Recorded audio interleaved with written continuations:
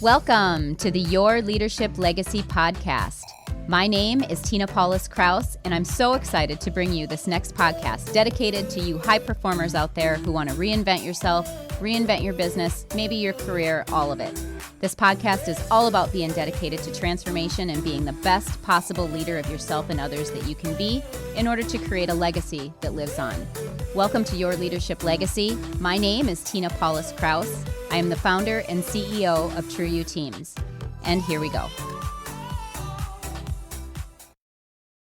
Hi, everyone. Welcome to Your Leadership Legacy. My name is Tina Paulus-Krause, and I am so super excited today to have Kelly Peaks-Horner with us today. Kelly, tell us, I'm so excited for you to tell everyone about who you are and your background. So give us a little bit of information about who you are. Great. Thanks, Tina. Thanks for having me today. I'm excited about our conversation as well. So I spent over 30 years in education in a variety of capacities. I started my career as a teacher, elementary teacher, loved that work. That's where I'm grounded, where my home is, where I always come back to.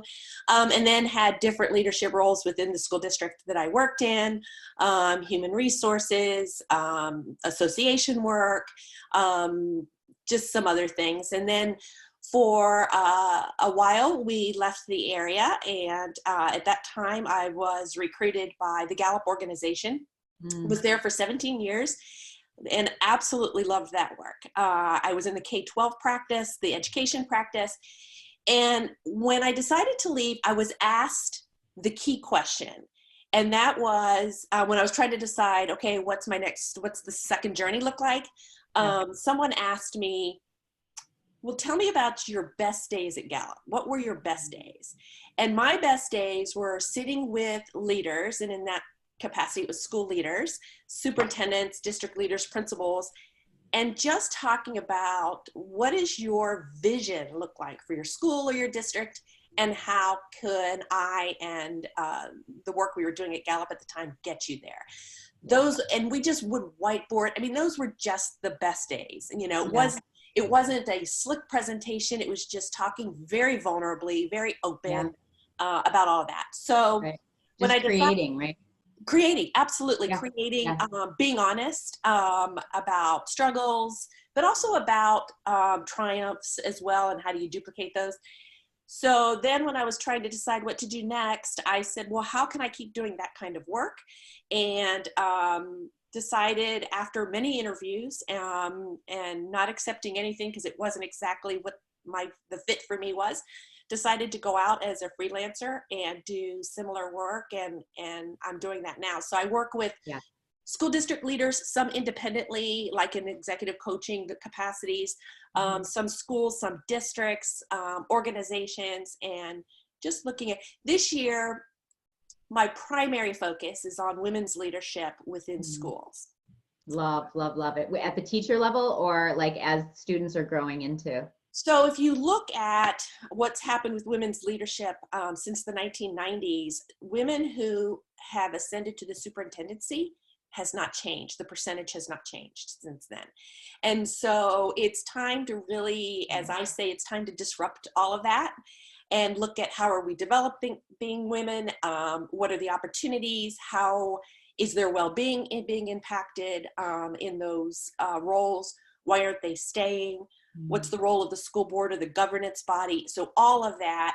And we need to do more than just what I often refer to as drive-by conferences, which are necessary but not sufficient. Right. We need to be trained differently. We need to be developed differently. And so the men, quite honestly. Yeah, the world is changing around us. I've said this several times, like the world is changing around us so fast. I mean, even in like today, what we're in the last week or two, right? Like everything is so different. And of course we have to change how we develop people. So what were some of the insights that you guys got in that study? Because that's fascinating to me. So why wasn't that happening in the school district? So let me back up and tell you about another experience, which was the huge aha for me. Okay.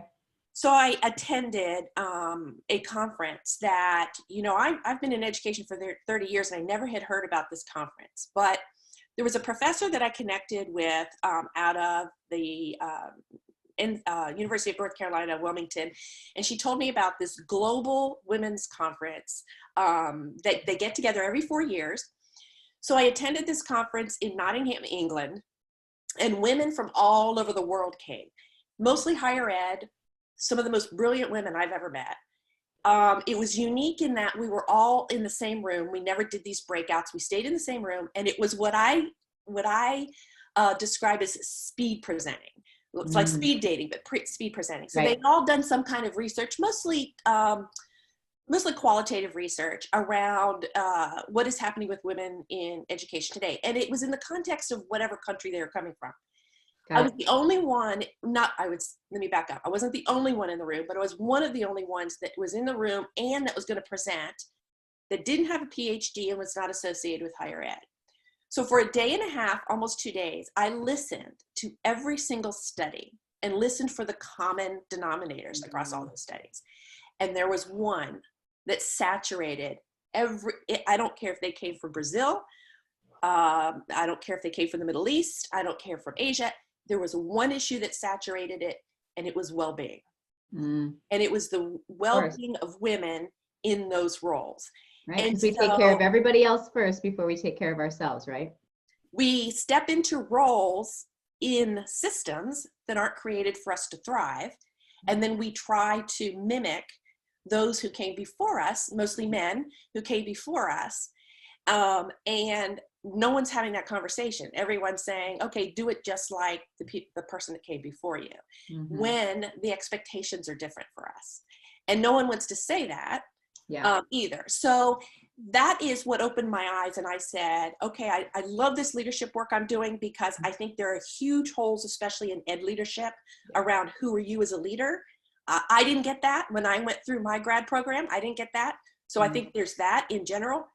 But I have a particular focus on women's leadership because that needs to change. Right. I mean, I think that, you, like I said this when we first got on the phone, you're like my sister from another mister, right? Because 22 years in corporate, it was a male dominated environment. And I've said so many times, if I would have had this training that I've had in the last 4 years, if I would have had this information, these tools, these resources, when I was a kid, or even when I was a young adult, like it would have changed everything. So I absolutely love what you're doing in your mission and in your work. And so I'm dying to know, like, what other common threads were there? So it was that. It was also that women often internalize the misogyny that they experience. So even though we want to say we want to build a network, but the way we talk to each other, the standards that we hold each other to are the same standards that we have experienced. So I'll give you an example. One is a district who was advocating for childcare. Well, we heard some women say, yeah, but I didn't have that coming up. So why would I advocate? So I didn't get it. So why would we do it differently for anybody else? Right. So that was another one that saturated breaking down systems. So we are developed right along with everybody else. It's a general population in terms of us going into whatever programs we're going to do, whether they're higher ed programs or however you're getting trained and developed. We go into those right alongside our male counterparts, and then we go into the very same systems, and we're not addressing the systems. And we're also not addressing the expectations of the governing bodies that are creating the expectations within those systems. So if I'm following, let's say I interview for a superintendency, I'm following a male superintendent came before me. Does the school board have the exact same expectation? I'm going to do the job the same way he did? Yeah. Or can I do it differently, but get the same, if not better outcomes? Right. And even the hiring manager, whoever's hiring them. Absolutely. Right. Like totally get what you're saying. Yep. That's amazing. So in your bio, you talk about conditions for success. Yes. Right. And that's really intriguing for me. So what are the conditions for success? What does that look like? So I have a firm belief that we don't do enough in ed programs, ed development and ed leadership programs to really help school leaders understand how do you create the culture for success. What are those elements within a school or a district so that others can lead the way and create success? We do a lot with standards. We do a lot with accountability. We do a lot with really people being, how are you compliant? What are the compliant issues?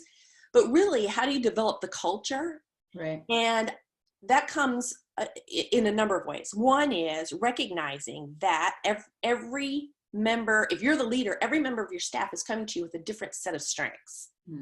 And so allowing them, first of all, recognizing that, identifying that, and then putting them into roles that actually meet their strengths, or letting them do their position. So rather than saying, do it like this, which is how school has become, we say, this is the outcome we want you to have. Now you do it the way that you could do it best for you. So that's one way of setting the condition. The other is, and this is the question I'm asked so often by school leaders, in particular principals.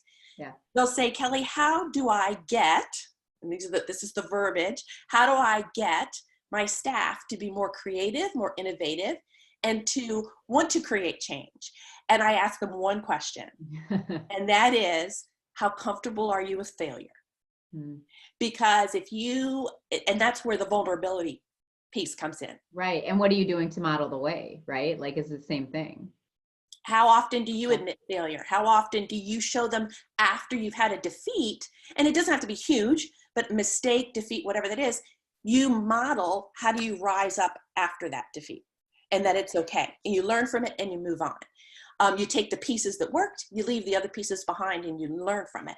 Right. But if you're not comfortable with failure, then change and innovation, and you cannot create a culture where change and innovation lives and exists.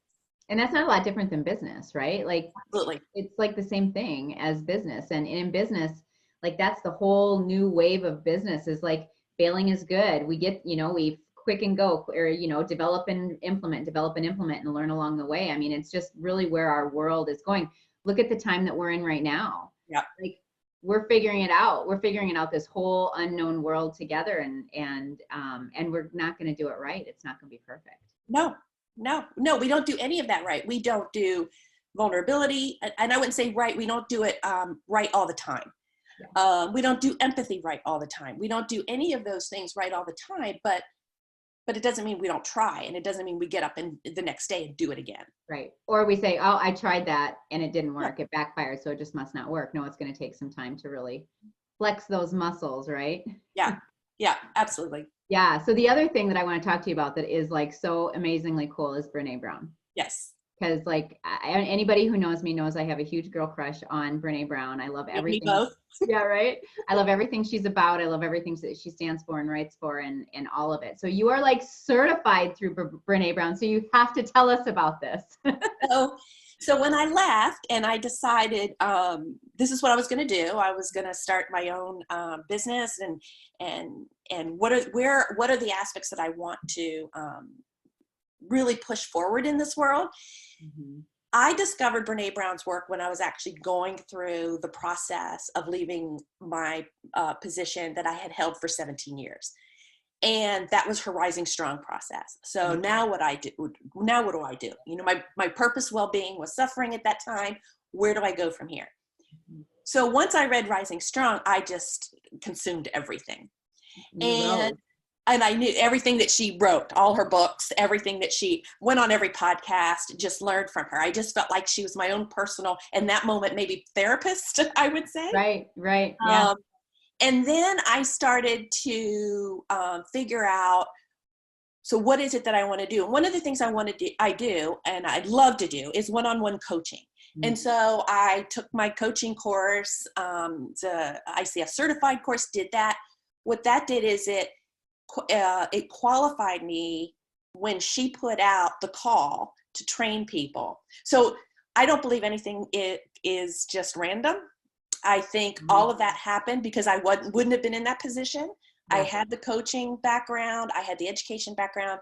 I was qualified to apply when she put out the call that she wanted to train certified Dare to Lead facilitators.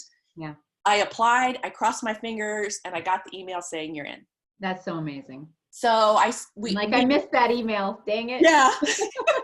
Well, and I always like to say, I spent 2.5, almost 3 days with her. Well, it was me and 140 other people in the room, 800 people probably worldwide. Yeah. But it was just amazing. And as I told you earlier, and as I always want people to know, she is truly authentically who she is in person, on wherever you see her. So that gives me great comfort in things that she says, because I know it's always consistent. And her message and the skill sets, and here's where I think her genius is. And I knew this even from the work, I came from an international research company. Mm. One of the hardest things to do is to produce research, but then make it practical and operational. So it's one thing for research to come out and data to come out and it sits on a shelf, but then how do you teach it and use it? That's where I think her brilliance is that she does this amazing research. I think the last thing I heard her say, 500,000 pieces of data, she goes back and looks at all the time. Mm-hmm. And where her brilliance is that she's been able to operationalize that. Mm-hmm. And when I looked at those skill sets that you can teach people, I go back to what my mission was. And as you and I just said, if I had the language 2.5 years ago to say some of the things I needed to say, I didn't have the language. I didn't know how to say this is okay and this is what's not okay. Right. 10% of companies in one study set values. So I'm not even sure what those values were that were being, in my case, what were those values that people were behaving counter to, because we never set any real clear values. Right. So it's that language, and from from the area that I focus on, I go back to your question around what are the conditions that school leaders need to have. It's this language to be able to say, this is what's okay, this is what's not okay. Yeah. We're in this feedback culture in schools where you get feedback maybe twice a year. It's very formal. That should be just part of ongoing conversation. Right. And it knows how to do it. Right. Like in between you and me, we should be able to give feedback. I mean, that's the whole crucial conversations and all of that.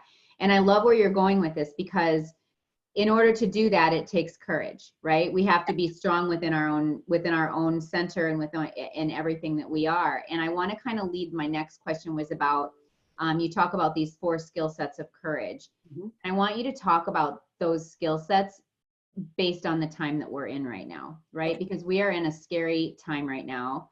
We could choose to crawl under a blanket, or we can choose to believe that it's a lot of opportunity and an opportunity to reinvent ourselves, right? Yes. And so speak into how people need courage in order to really move forward in today's time with what's going on. Absolutely. So the 4 skill sets that you're referring to are the 4 skill sets that came out of her book, Dare to Lead. Mm-hmm. And it's the skill sets that really encompass daring leadership. And leadership, let's define leadership as incredibly broad. Leadership could be someone just sitting at home today leading a household.